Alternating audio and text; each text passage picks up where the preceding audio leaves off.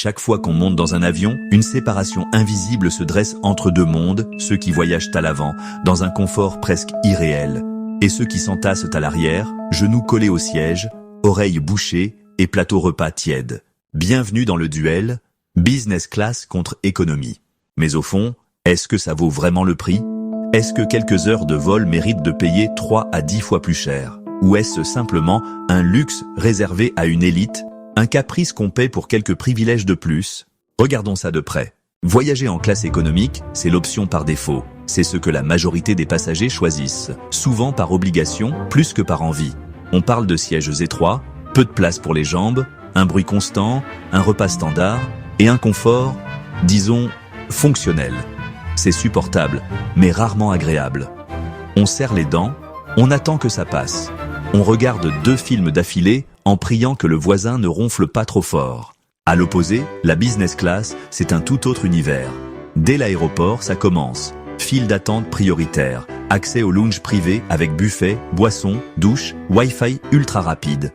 Ensuite, à bord, siège qui s'allonge en lit, écran géant, casque à réduction de bruit, repas digne d'un restaurant, champagne à volonté, service personnalisé et surtout, le silence, l'espace et la sensation d'exister. Mais alors, pourquoi tout le monde ne choisit pas la business class? Parce que le prix fait très mal. Un billet, économie Paris-New York, coûte en moyenne 500 à 700 €, tandis que le même trajet en business peut dépasser 2500 €, voire plus. Pour certains, ce delta n'est pas un luxe, c'est une absurdité. Pourquoi dépenser autant pour quelques heures de confort? Pourquoi ne pas garder cet argent pour un hôtel, une expérience ou même un autre voyage? Et c'est là que tout dépend du contexte. Pour un cadre d'entreprise en mission, arriver reposé et frais peut valoir l'investissement moins de jet lag, plus de productivité. Pour un couple en lune de miel, l'expérience business peut transformer un simple vol en souvenir inoubliable. Mais pour un étudiant, un backpacker ou un voyageur au budget serré, le choix est vite fait.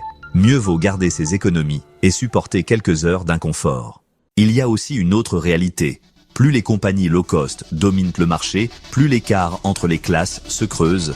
La classe économique devient de plus en plus spartiate, tandis que la business devient de plus en plus luxueuse, presque déconnectée de la réalité du reste de l'avion. Ce n'est plus juste une question de confort, c'est une expérience premium, pensée pour faire rêver, pour donner un avant-goût de ce qu'on n'a pas encore. Ou qu'on n'aura peut-être jamais. Alors, est-ce que la business class vaut vraiment le prix? La réponse n'est pas simple.